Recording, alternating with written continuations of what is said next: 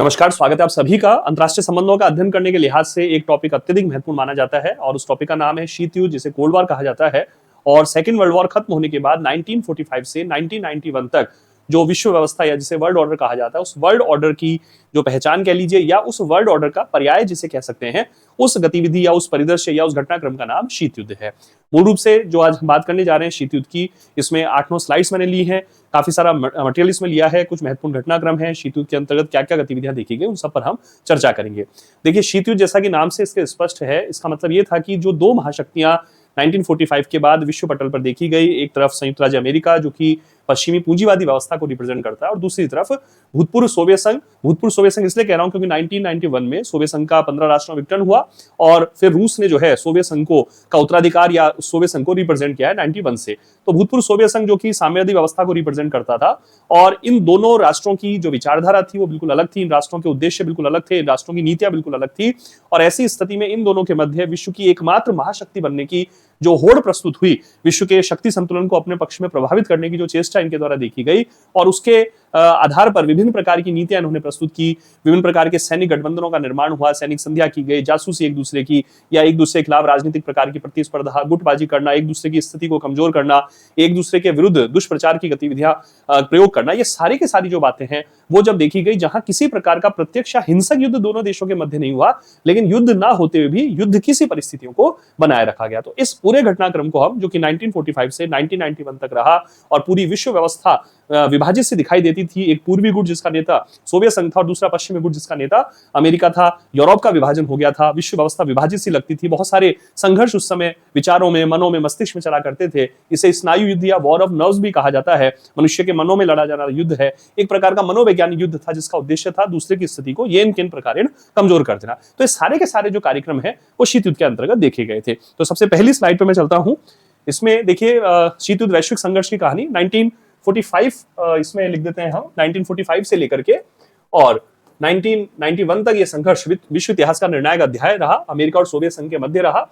और ये तनाव कभी भी प्रत्यक्ष युद्ध में नहीं बदला, क्योंकि ये महसूस हो रहा था कि अगर प्रत्यक्ष युद्ध हुआ तो फिर हो सकता है कि ये तीसरे महायुद्ध की शक्ल ले लेगा, और यदि तीसरा महायुद्ध हुआ तो डेफिनेटली न्यूक्लियर वेपन्स के साथ होगा, क्योंकि हम जानते हैं 1945 में अमेरिका ने हिरोशिमा नागासाकी पर जब परमाणु बम गिराए और परमाणु बम का उसने आविष्कार कर लिया था, 1949 में सोवियत संघ ने परमाणु बम का आविष्कार कर लिया। तो माना गया कि अगर तीसरा विश्व युद्ध हुआ तो तीसरा विश्व युद्ध निश्चित रूप से परमाणु शक्तियों के प्रयोग का युद्ध होगा, और उससे विश्व व्यवस्था पूरी की पूरी मानवता जो है वो संकट में आ सकती है। तो प्रत्यक्ष युद्ध ये नहीं हुआ, हालांकि ऐसे कई अवसर आए जब दोनों देश जो है युद्ध के लगभग नजदीक पहुंच गए थे, चाहे वो 1950 से 1953 का कोरिया संघर्ष हो, चाहे 1962 का क्यूबा मिसाइल क्राइसिस हो, चाहे 1979 में अफगानिस्तान में यूएसएसआर के हस्तक्षेप की घटना हो। ऐसे कई घटनाक्रम थे जहां लगा कि अब ये दोनों राष्ट्र जो है सैनिक प्रत्यक्ष युद्ध कर सकते हैं, लेकिन बावजूद उसके ये 1945 से 1991 तक सैनिक युद्ध में नहीं बदला। तो प्रत्यक्ष युद्ध नहीं था, फिर भी इसने वैश्विक राजनीति को अभूतपूर्व रूप से प्रभावित किया। दूसरे विश्व युद्ध के उपरांत ये दो परस्पर विरोधी विचारधाराओं का महासंग्राम था। ये हमें ध्यान रखना है कि दो विरोधी विचारधाराएं थी। एक विचारधारा जो अमेरिका की विचारधारा, जिसे उदारवाद की विचारधारा कहते हैं, जो मुक्त बाजार की बात करती है, जो पूंजीवाद की विचारधारा है, जो औद्योगिकरण की बात करती है, जो स्वतंत्र व्यापार की बात करती है, जो आयात निर्यात की बात करती है। ये एक विचारधारा जिसने यूरोप के पश्चिमी हिस्से को अत्यधिक मात्रा में प्रभावित किया, जिसे हम पश्चिमी यूरोप कहते हैं, जहां ब्रिटेन है, फ्रांस है, जर्मनी है, इटली है, स्पेन है, पुर्तगाल है, नीदरलैंड है, बेल्जियम है। ये जो राष्ट्र हैं जो कि यूरोप का पश्चिमी हिस्सा है, और इसी वजह से उनकी सुरक्षा के लिए अमेरिका ने एक पहल करी, नाटो का निर्माण किया। कालांतर में पश्चिमी यूरोप के राष्ट्रों ने खुद अपने आर्थिक और राजनीतिक जो व्यवहार है उसको सुरक्षित करने के लिए यूरोपीय संघ का निर्माण किया। हम जानते हैं कि 91 में सोवियत संघ का विघटन होने के बाद तो नाटो का भी विस्तार हुआ, यूरोपीय संघ का विस्तार हुआ, और उसमें सोवियत संघ के प्रभाव वाले यूरोप के जो पूर्वी हिस्से थे, जिसमें ऑस्ट्रिया था, चेकोस्लोवाकिया था, युगोस्लाविया जिसमें हुआ करता था, पोलैंड था, हंगरी था, रोमानिया था, ये जो सारी कंट्रीज थी वो भी कहीं ना कहीं नाटो में या यूरोपीय संघ के वो सदस्य बनते चले गए। खैर, उसमें हम अभी आएंगे। तो ये महत्वपूर्ण बात है कि दो विचारधारा थी, एक तरफ पूंजीवाद था, दूसरी तरफ साम्यवादी विचारधारा जो सोवियत संघ की विचारधारा थी।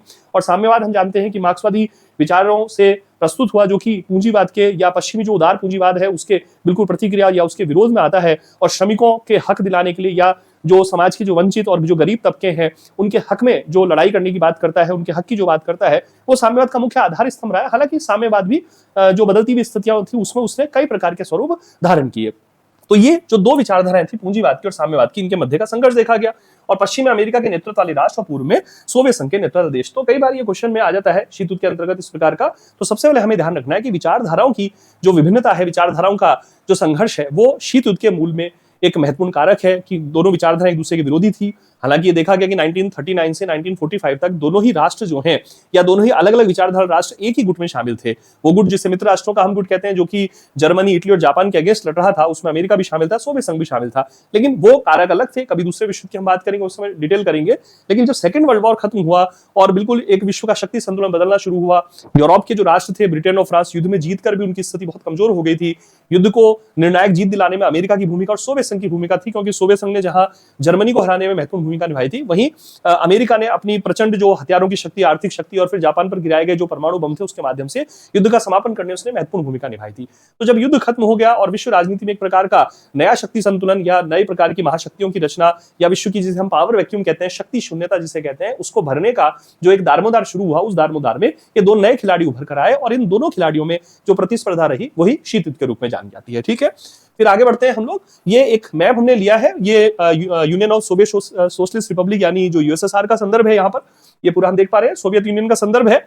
या देख सकते हैं, वैसे भी सोवियत संघ जो है 15 राष्ट्र जब इसमें शामिल होते थे तब तो ये विश्व का सबसे बड़ा राष्ट्र था ही क्षेत्रफल के लिहाज से। लेकिन 91 में जब इसका विघटन हुआ 15 देशों में, उसके बाद भी इसका जो उत्तराधिकारी रशिया है वो आज भी क्षेत्रफल के लिहाज से विश्व का सबसे बड़ा राष्ट्र माना जाता है। तो आप कल्पना कर सकते हैं कि कितना बड़ा क्षेत्रफल, कितनी व्यापकता इसके क्षेत्रफल के आधार पर रही होगी। ठीक है, यूरोप का जो पूर्वी हिस्सा है और एशिया का जो मध्य हिस्सा है, वहां तक सोवियत संघ का प्रभाव देखा जाता रहा। सोवियत संघ खुद को यूरोप और एशिया यानी यूरेशिया की जो भू राजनीति है, जियो पॉलिटिक्स जो है यूरेशिया की, उसको प्रभावित करने वाला राष्ट्र माना गया है। तो हथियारों की अंधी दौड़, ये कुछ बातें हैं जो शीत युद्ध के संदर्भ हम देखते हैं। हथियारों की अंधी दौड़ थी, अंतरिक्ष में, इवन अंतरिक्ष में वर्चस्व की होड़ थी। 1980s में हम देखते हैं कि अमेरिका में रोनाल्ड रीगन जब राष्ट्रपति आए और एक नए प्रकार का शीत युद्ध, जिसे दूसरा शीत युद्ध भी कहा जाता है, 1980 से और 1989 तक उस शीत युद्ध में स्थितियां देखी गई। तो राष्ट्रपति रीगन ने तो जो है स्टार वार्स परियोजना, नक्षत्र युद्ध की परियोजना प्रस्तुत की थी, जिसमें हजारों जो है अंतरिक्ष में इस प्रकार के उपकरण, इस प्रकार के निगरानी यान जो है वो तैनात करने की बात थी और अरबों डॉलर की अमेरिका की वो एक डिफेंस प्रोजेक्ट था। जब आज बात करते हैं ना ड्रोन की या किसी अन्य प्रकार टेक्नोलॉजी की, तो हमें ध्यान होना चाहिए कि इस ऐसा ही कुछ संकेत जो है वो 1980s में रोनाल्ड रीगन की नीतियों में दिखाई पड़ता है। फिर राजनीतिक प्रकार के षड्यंत्र, आर्थिक प्रतिद्वंद्विता इसके मुख्य आयाम थे। ये महत्वपूर्ण याद रखिए, कोरिया, वियतनाम, अफगानिस्तान और क्यूबा, ये 4 महत्वपूर्ण संदर्भ थे। हालांकि मिडिल ईस्ट भी इसमें बहुत महत्वपूर्ण भूमिका निभा रहा था अपनी। लेकिन 1950 का जो संघर्ष था कोरिया का, वियतनाम का संघर्ष लगभग 25 वर्षों तक चला और अमेरिका वहां 25 वर्षों तक रहा। यद्यपि अमेरिका की नीतियां वहां पर असफल रूप से साबित हुई। अमेरिका के लिए एक प्रकार से अमेरिका की कूटनीतिक विफलता उसे कहा जाएगा, सैन्य विफलता भी उसे कहा जाएगा। अफगानिस्तान में 1979 में सोवियत संघ के हस्तक्षेप से लेकर लगभग 10 वर्षों तक, जब तक सोवियत संघ वहां से वापस नहीं लौटा। और क्यूबा का मिसाइल क्राइसिस, जिसने ये महसूस कराया कि कभी भी तीसरा विश्व युद्ध हो सकता था और उस समय ख्रुश्चेव जो कि सोवियत संघ के नेता थे, उनकी जो दूरदर्शिता थी और उसकी वजह से ये तीसरा विश्व युद्ध होते होते वहां बच गया। जैसे क्षेत्रों में प्रतिनिधि युद्ध, प्रॉक्सी वॉर, इसको प्रॉक्सी वॉर भी कहते हैं, छद्म युद्ध भी कहते हैं, मतलब युद्ध ना होते हुए युद्ध की स्थितियों को बनाए रखने का प्रयास।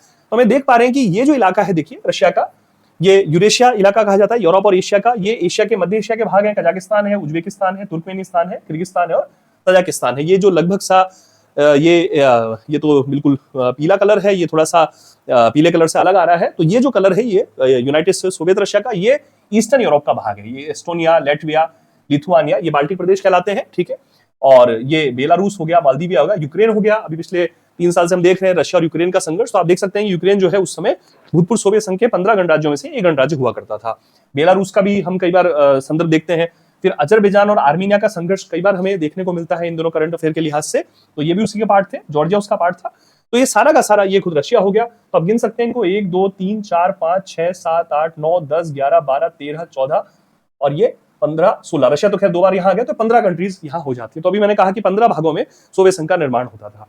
फिर बर्लिन की दीवार जो है वो विभाजित विश्व का प्रतीक बनी। 1961 में बर्लिन की जो दीवार है उसका विभाजन, क्योंकि जर्मनी जो था वो एक प्रकार से महाशक्तियों का अखाड़ा बन गया था। 1949 के बाद जो है वो पूरा का पूरा जर्मनी को जो 2 भागों में बांट लिया गया। पूर्वी जर्मनी जो है वो सोवियत संघ के प्रभाव में था और एक तरफ जर्मन डेमोक्रेटिक रिपब्लिक की स्थापना हुई और जो जर्मनी का पश्चिमी हिस्सा था वो अमेरिका और यूरोप के प्रभाव में था, जहां फेडरल रिपब्लिक ऑफ जर्मनी का गठन किया गया। और उसके बाद जर्मनी के 2 हिस्सों को विभाजित करने के लिए बर्लिन की दीवार जो है 1961 में बनी। ये शीत युद्ध का एक महत्वपूर्ण प्रतीक था, कई बार क्वेश्चन में पूछ सकते हैं, तो याद रखना है।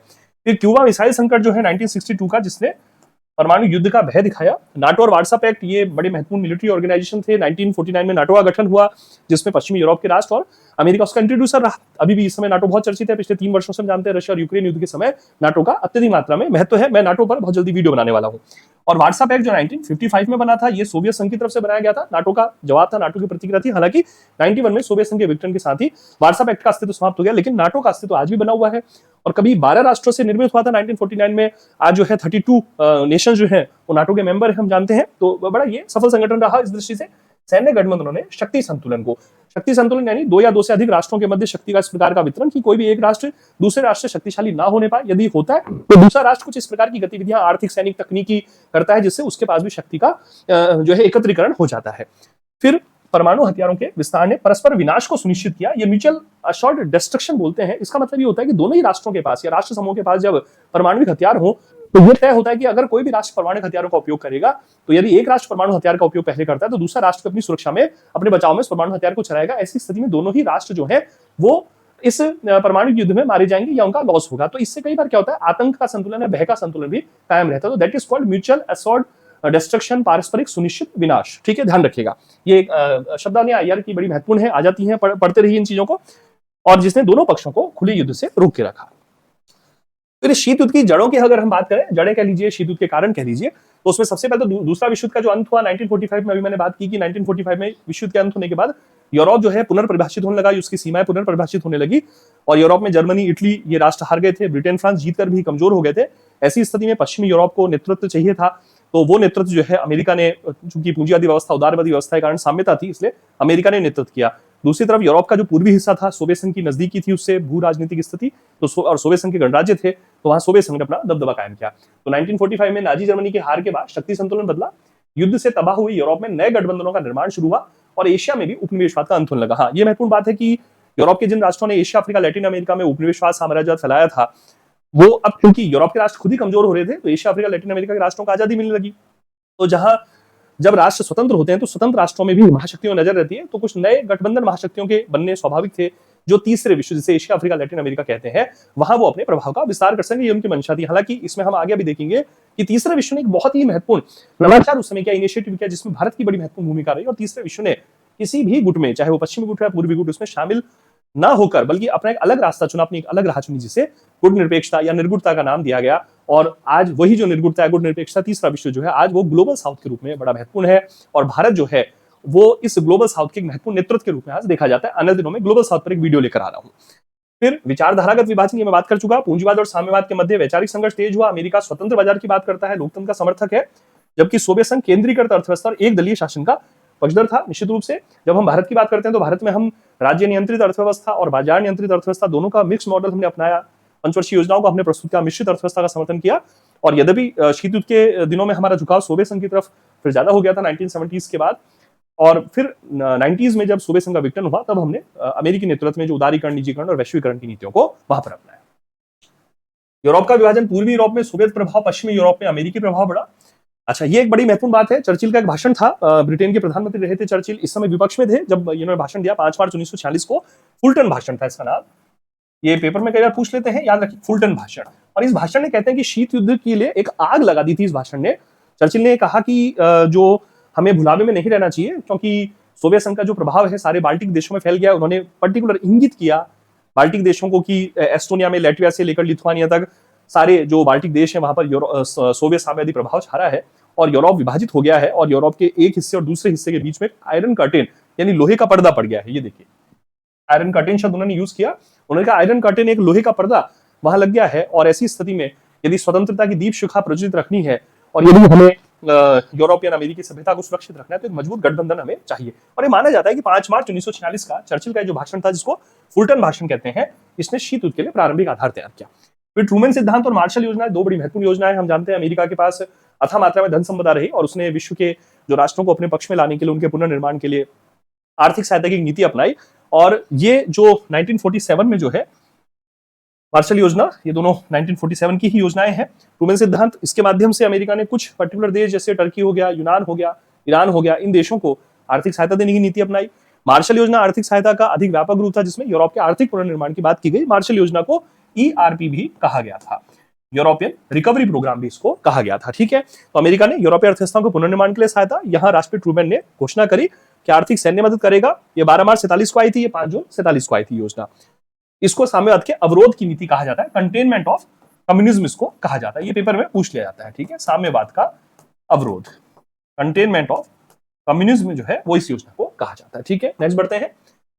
ये पारस्परिक जो सुनिश्चित विनाश है जिसके बारे में मैंने बात की थी आपसे, जिसमें परमाणु परीक्षण होते हैं, दोनों पक्ष लगातार परमाणु शक्ति का प्रदर्शन करते हैं। 1945 में हिरोशिमा नागासाकी पर अमेरिकी हमलों के बाद सोवियत संघ ने 49 में पहला परमाणु परीक्षण किया। इसके बाद दोनों देशों ने सैकड़ों परीक्षण किए, जिससे विनाश की क्षमता में निरंतर वृद्धि हुई। और फिर मिसाइल तकनीक, आईसीबीएम और हाइड्रोजन बम जैसी प्रौद्योगिकी विकसित हुई। आईसीबीएम होते हैं इंटरकॉन्टिनेंटल बैलिस्टिक मिसाइल, अंतर महाद्वीपीय जो प्रक्षेपास्त्र जो तकनीक है, एडवांस लेवल की ये चीजें विकसित हुई। फिर ये मैड सिद्धांत, ये पेपर में कई बार पूछ लेते हैं, याद रखिएगा। पारस्परिक विनाश का भय ही युद्ध को रोकता रहा। म्यूचुअली अश्योर्ड डिस्ट्रक्शन सिद्धांत के अनुसार दोनों महाशक्तियां इतनी परमाणु क्षमता रखती थी कि एक पर हमला होने पर दूसरी जो है प्रतिकार में पूरी तरह से विनाश कर सकती थी, और यही संतुलित आतंक जो है उसने प्रत्यक्ष युद्ध को टाल दिया। ठीक है, तो कभी कभी आतंक का जो संतुलन है, आईआर में शब्दावली काम आती है कई बार कि जो आतंक का संतुलन है वो भी कभी कभी युद्धों को रोक देता है। ठीक है, तो याद रखेंगे। नेक्स्ट बढ़ते हैं। ये प्रमुख वैश्विक संघर्ष यहाँ हमको शीत युद्ध में देखने को मिले हैं। 1950 से 53 में कोरिया युद्ध देखने को मिला हमें, और ये उत्तरी कोरिया और दक्षिणी कोरिया का संघर्ष। आज जब हम देखते हैं ना पूर्वी एशिया में, अच्छा एक मैं बहुत जल्दी एक वीडियो लेकर आने वाला हूं जिसमें एशिया की पूरी जियो पॉलिटिक्स पर हम लोग बात करेंगे। पूर्वी एशिया, दक्षिण पूर्वी एशिया, दक्षिण एशिया, पश्चिम एशिया और मध्य एशिया, इसको हम बात करेंगे। हमें थोड़ा ध्यान होना चाहिए किस क्षेत्र में कौन सा देश है, ज्योग्राफिकली हमें याद होना चाहिए वो चीजें, और भू राजनीति के अंतर्गत ज्योग्राफी का जो प्रभाव है वो विदेश नीति और अंतर्राष्ट्रीय संबंधों को प्रभावित करता है। तो उत्तरी कोरिया हो गया और बनाम दक्षिणी कोरिया। तो हम ये देखते हैं कि ये संघर्ष जो वहां शुरू हुआ था आज तक भी ये संघर्ष दिखाई देता है, और उत्तरी कोरिया जहां आज भी रशिया और चाइना के निकट है, वहीं दक्षिणी कोरिया जो है वो जापान के साथ, अमेरिका के साथ, यूरोपियन कंट्रीज के साथ दिखाई देता है। ठीक है, तो कोरिया युद्ध जो है उत्तरी कोरिया में यूएसएसआर कूदा, दक्षिण कोरिया में जो है वो अमेरिका और यूरोप का नेतृत्व देखा गया, और दोनों के मध्य संघर्ष हुआ। हालांकि यहाँ यूएन के हस्तक्षेप से यह संघर्ष 1953 में रोका गया। इस समय यूएन की महासभा को एक विशेष शक्ति मिली थी जिसे शांति के लिए एकता प्रस्ताव कहा जाता है। 1950 में यह शक्ति मिली थी महासभा को, जो यूएन वाले चैप्टर में क्वेश्चन पूछ लिया जाता है। दूसरा क्यूबा मिसाइल संकट था 1962 में। क्यूबा दक्षिण अमेरिका में जो है एक द्वीपीय राष्ट्र, और वहां सोवियत संघ का प्रभाव देखा गया। और क्यूबा में जो है फिदेल कास्त्रो की सरकार थी, ये नाम आता है कई बार फिदेल कास्त्रो का, फिदेल कास्त्रो है ना, और इसको यूएसएसआर का सपोर्ट था उस समय, और वहां जो है साम्यवादी क्रांति स्थापित हो चुकी थी। क्यूबा में साम्यवादी सरकार स्टैब्लिश हो गई थी, और उसकी सहायता के लिए सोवियत संघ के द्वारा मिसाइल और हथियार वगैरह भेजे जा रहे थे, और संयुक्त राज्य अमेरिका ने इसे एक चुनौती के रूप में लिया। उसने क्यूबा की नाकेबंदी कर दी, और नाकेबंदी का मतलब यह था कि या तो सोवियत संघ आगे बढ़े, युद्ध का खतरा मोल ले, या अपनी सेना पीछे हटा ले। तो उस समय यूएसएसआर के नेता जो थे क्रुश्चेव थे, और अमेरिका में कैनेडी थे। एक आपको यह भी ध्यान रखना है कि अंतर्राष्ट्रीय संबंधों के निर्धारण में राष्ट्रों के नेतृत्वों की बड़ी महत्वपूर्ण भूमिका मानी जाती है। नेतृत्व हमें पता होनी चाहिए किस समय कौन सा नेतृत्व था, चाहे भारत की विदेश नीति की बात कर रहे हो, चाहे अमेरिका के बारे में बात कर रहे हो, चाहे सोवियत संघ के बारे में बात कर रहे हो, हमें नेतृत्वों का हमेशा ध्यान होना चाहिए, उनके नाम हमें याद होने चाहिए। ठीक है, ये महत्वपूर्ण कारक होता है विदेश नीति के निर्धारण या अंतर्राष्ट्रीय संबंधों के निर्धारण में। ठीक, तो क्रुश्चेव जो है उन्होंने अपने सेना को पीछे बुला लिया उस समय, और इसे अमेरिका ने जो है एक बड़ी प्रशंसा भी की। इसे अमेरिका ने एक महान जो है ऐतिहासिक निर्णय करार दिया इसे सोवियत संघ का, और इससे तीसरे विश्व युद्ध का खतरा टल गया था। वियतनाम जो युद्ध है ये लगभग बल्कि 75 भी ना कहूं मैं, 1954 से 1979 तक चलता रहा। ठीक है ना, 1954 से 1979 लगभग 25 वर्षों तक अमेरिका यहाँ रहा अपना प्रभाव बढ़ाने के लिए, यद्यपि उसको यहाँ सफलता नहीं मिल पाई। और अफगान सोवियत युद्ध जो है 1979 में अफगानिस्तान में सोवियत संघ ने हस्तक्षेप किया, और वहां साम्यवादी व्यवस्था स्टैब्लिश करी, और उसके बाद जो है नया शीत युद्ध, ये जो अफगान संकट है, ये एक्चुअली ये ध्यान रखिएगा कि मैं लिख देता हूं कि 1945 से 1991 तक शीत युद्ध देखा गया, और 1945 से और 1962 तक इसका पहला चरण देखा गया। फिर इसके भी डिवाइडेशन कर देते हैं कई बार, और 1963 से 1979 तक शिथिलता देखी गई, जिसे देतांत बोलते हैं, देतांत या शिथिलता, तनाव में शिथिलता देखी गई है ना। क्यूबा मिसाइल संकट के बाद दोनों महाशक्तियों को लगा कि युद्ध करने से कोई फायदा नहीं है, तो दोनों महाशक्तियों में सहयोग के संपर्क स्थापित हुए, और इस समय पर ही हम देखते हैं कि एनपीटी जो न्यूक्लियर जो ट्रीटी है परमाणु अप्रसार संधि, न्यूक्लियर नॉन प्रोलिफरेशन जो ट्रीटी है, वो इसी दौर में देखी गई थी 1968 में। यूरोप की सुरक्षा के लिए 3 सम्मेलन हुए 1973 से 70 के बीच में, तो ये इसी दौर में देखे गए। और फिर 1980 से 1991 तक, बल्कि 89 तक मान लेते हैं, बर्लिन की दीवार जब गिरा देते हैं उसके बाद तो वो समापन ही हो गया उसका, एक तरह से लग गया कि शीत युद्ध समाप्त हो जाएगा, तो इसे दूसरा या नया शीत युद्ध भी कहा गया था। ठीक है, तो ये थोड़ा सा आप ध्यान रखेंगे। अच्छा, ये गुटनिरपेक्ष आंदोलन एक बड़ी महत्वपूर्ण घटना शीत युद्ध के बीच में। हम जानते हैं कि 1961 में ये एस्टेब्लिशमेंट हुआ, 1961 में पहला सम्मेलन। और गुटनिरपेक्ष आंदोलन में भारत के नेतृत्व नेहरू की भूमिका रही बहुत ज्यादा, भारतीय प्रधानमंत्री नेहरू जी की। और गुटनिरपेक्ष आंदोलन के जो 5 कर्णधार हैं, संस्थापक हैं, उसमें नेहरू जी का नाम महत्वपूर्ण है। यूगोस्लाविया के मार्शल टीटो का योगदान है उसमें, मिस्र के कर्नल नासिर का योगदान है, और इंडोनेशिया के राष्ट्रपति सुकर्ण का योगदान है, और घाना के वामे न्यूक्रुमा का योगदान है। तो 5 नाम है, आपको याद रखने चाहिए। और गुटनिरपेक्ष आंदोलन का मतलब ये था कि किसी भी गुट में शामिल ना होकर स्वतंत्र विदेश नीति का संचालन करेंगे, अपने स्वतंत्र जो विचार हैं, अपने स्वतंत्र जो क्रियाएं हैं, अपनी स्वतंत्र जो विदेश नीतियां हैं, उनको बनाए रखेंगे। ठीक है, तो ये एक बड़ा महत्वपूर्ण संदर्भ था इस गुटनिरपेक्ष आंदोलन में।